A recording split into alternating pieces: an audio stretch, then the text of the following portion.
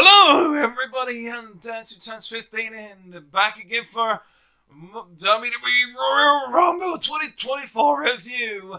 I just finished watching it, and all I had to say is, yeet! I can't believe what I just saw. It was a great Royal Rumble. I would say 5 stars. There was a lot of surprises in here, and there was the Royal Rumble matches were pretty good. There's a few things I could nitpick, but I'm gonna go through the matches in order in which it was, and I'm gonna use my phone to help me guide it. The first match was the Women's Royal Rumble match.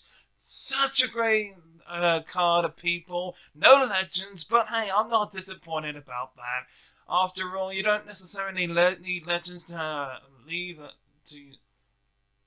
to help gain a pop. Women from all, NXT, Raw, SmackDown, TNA. I will get to that in a second. I will even tell you the order in which they came out, ladies and gentlemen. Out first came Natalia, and that was pretty awesome, I must say. And number 2, bring it to the floor. It was Naomi. Naomi is returned to WWE, or has she? I'm not too sure, but that was great to see Naomi again. I'm so glad that they brought her back. Finally, we can see Naomi back in WWE, former SmackDown Women's Champion, former Raw Women's Champion. It's good to see her. That's for sure. Of course, next came Bayley, followed by Candice LeRae, then Jordynne Grace from TNA, the TNA Knockouts Champion. Now that is only the second time the WWE had done that. That's crazy. Then we had Indy Hartwell, Asuka, Ivy Nile, Katana Chance, then Bianca Belair at number 10. She lasted quite a while, I would admit. Then followed by Kairi Sane, Tegan Knox, Kaden Carter, Chelsea Green. Lasted longer than she did last time in the Royal Rumble. Followed by Piper Niven, Xia Li, Selena Vega, Maxine Dupree, then Nia Jax. Oh yeah, she dominated the Rumble after she came in. Followed by Shotzi, then Becky Lynch at number 21. Oh my god, that was it. The roof came out of the building when she came out. Then Alba Fire, Shayna Baszler, then Valhalla. However, that Valhalla didn't last very long. However, it was pretty funny because as soon as she came out, R-Truth music came on, and he came running into the Women's Royal Rumble. But Truth! It's the Women's Royal Rumble, not the Men's Rumble! You stupid fool. But that was funny when we saw that. Then came Mia Yim, or whatever you like to call her. Zoe Stark, Roxanne Perez, who was spoiled on the pre-show, which was funny. If I wouldn't have seen bits of the pre-show, I wouldn't have known. Then we had Jade Cargill to the Royal Rumble. She was impressive. She eliminated Nia Jax. Had a moment in the sun. I knew she wasn't going to win. I didn't expect her to enter, but she did. But if she was to have entered, I knew, this goes to my friend Jackson, I knew she wasn't going to win. Then we had Tiffany Stratton, somebody who I probably would predict would enter the Royal Rumble. And finally, number 30 was no other than Liv Morgan. A returning Liv Morgan. What the hell, WWE? You could have had AJ Lee. You could have had anyone. I mean, why couldn't you have done AJ Lee? That doesn't even make any sense. Did she have ring rust? Did she not want to do it? Could you not get a hold of her?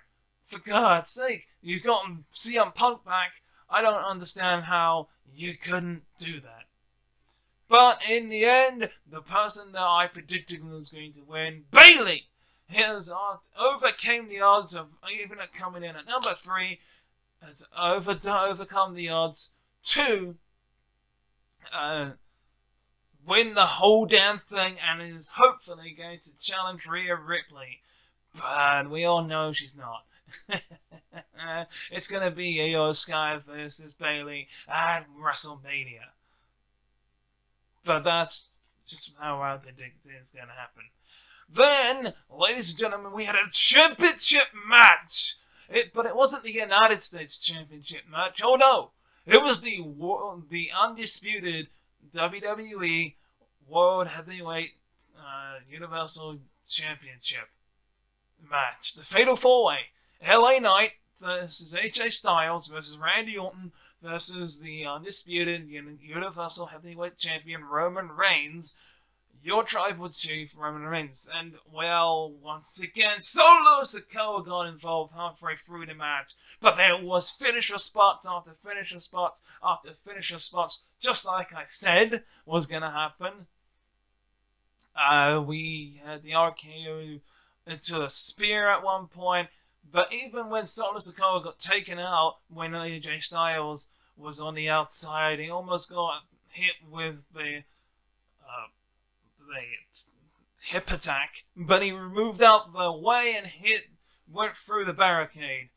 But after all that, after everything, it was a reversal of AJ Styles. AJ Styles was going for the phenomenal forearm to come back into the ring as Roman Reigns countered the BFT, pushed him into the ropes. And then Roman Reigns spears AJ Styles, 1, 2, 3, and still the WWE Undisputed Universal Heavyweight Champion, Roman Reigns. The big dog, the tribal chief himself, is still a champion. Now he's gonna go on to WrestleMania to face the winner of the Men's Royal Rumble.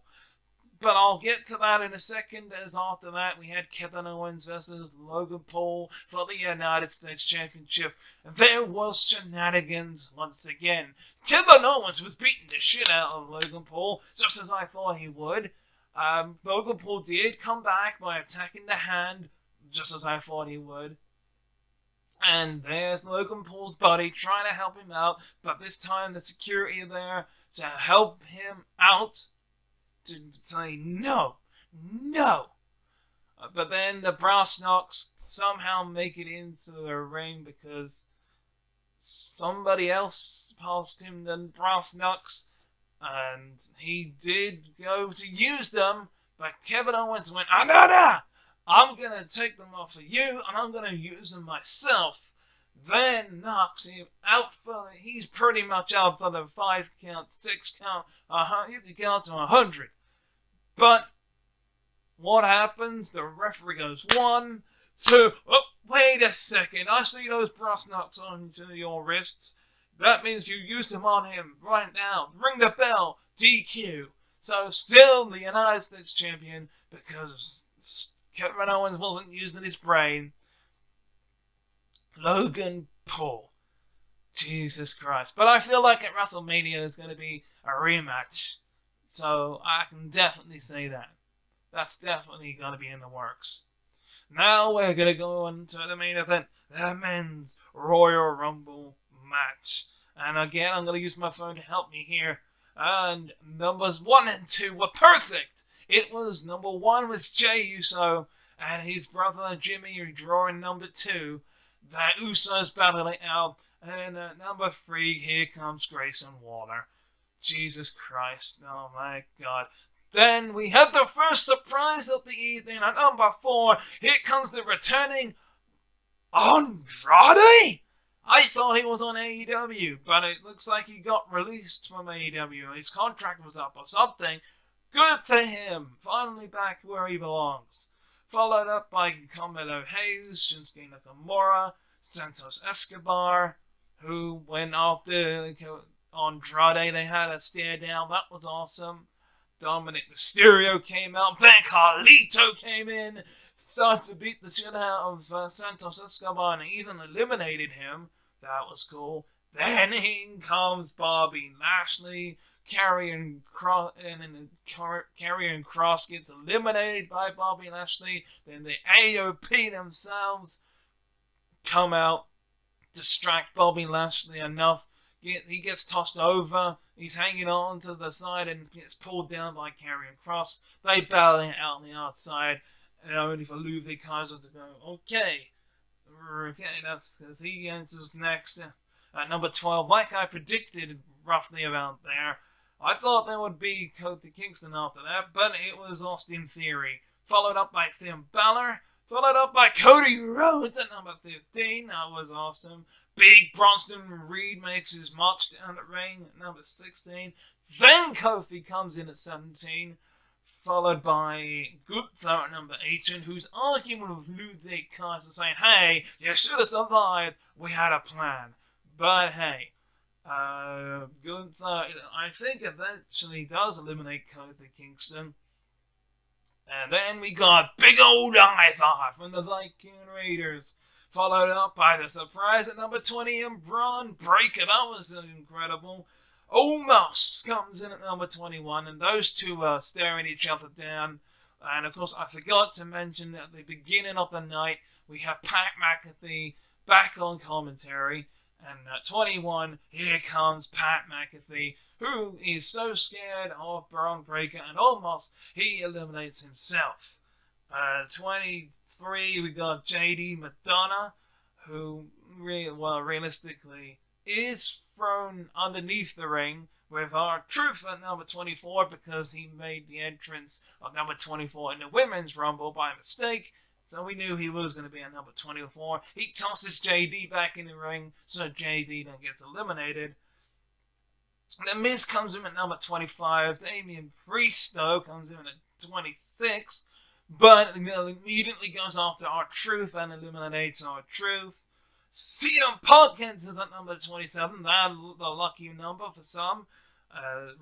Having probably one of the biggest number luck when it comes to the Royal Rumble. 28, Ricochet. It was great to see him in the Rumble after what happened in last year's Royal Rumble with him and Logan Paul. Drew McIntyre luckily gets 29. Here we're thinking, okay, is it going to be MJF? Is it going to be somebody good? Some legend, perhaps at number 30? Maybe Brock Lesnar appears. No, it's Sami Zayn. I mean, it was a great pick, but it could have been better. And, well, Drew McIntyre, if I'm not mistaken, eliminates Sami Zayn. Stuff goes down. Everybody is there and rumbling. And it comes down to two men, Cody Rhodes and CM Punk. The man who's destined to go to WrestleMania. Who says, as he's going up for the GTS, he says, I'm not losing to Dusty's kid. Goes to hit the GTS, but Cody reverses it. He grabs his leg and then throws him over. And once again, for in like God knows how long, we have a two-time Royal Rumble winner in succession. The last person to do that was Stone Cold Steve Austin. So 2 years in a row, we're going to see Roman Reigns versus Cody Rhodes. What the hell are you doing, WWE? I love it. But what are we going to do with CM Punk now? Is he going to win the Elimination Chamber to face Seth Rollins? Is Seth Rollins going to be inside the Elimination Chamber? That wouldn't be fair. Is it going to be elimination? Is there going to be a win where CM Punk wins the Elimination Chamber, goes to WrestleMania, beats the living shit out of Seth Rollins, only for Damian Priest to cash in afterwards if Seth Rollins miraculously beats CM Punk? Like, what are they doing? Like, are we going to finally see Cody Rhodes beat Roman Reigns? That's a good question. Well, and also, my other question is, we just had this whole thing with The Rock. What the fuck is happening with The Rock? Is The Rock gonna challenge the Roman Reigns? Like, are we gonna see... Hang on a minute. I just had a thought. Are we going to see 2 main events featuring Roman Reigns? Where he has to defend the title twice. Once against Cody Rhodes, and then the second time against The Rock. Where maybe he faces The Rock first, and then he retains and beats The Rock on night 1. And then on night 2, he loses to Cody Rhodes. Holy shit, that's a great idea! What if that happens? What if he gets challenged by The Rock on night 1, not necessarily for the title, but just as to become the head of the table? Maybe in a tribal combat or something. And then he still beats him, but only just. But still has to then go against Cody Rhodes and maybe have a stipulation where all of the members of the Bloodline are banned from ringside. And if they interfere in the match, then Roman Reigns loses the title. That would be interesting. But anyway, let me know what you thought of a Royal Rumble. I'm giving it 4 stars out of 5 and 1 thumbs up, because 2 would be too much to give. It was very good. Some disappointments that there was no legends, but I'm not that type of guy that will hype up for legends. If they do come back, they do come back. But, everything was pretty fine and okay for me. But next time, we're going to go all the way to Australia. God, blimey. For Elimination Chamber. I don't know, it's the worst Australian accent ever. But, yeah. Elimination Chamber, that's when I'm making my next predictions. And until then, goodbye. Thank you very much for watching this video. If you enjoyed this video, then feel free to subscribe. If you want to watch the previous video, then click on the video on the left. But if you want to watch the playlist, then click on the playlist that's on the right.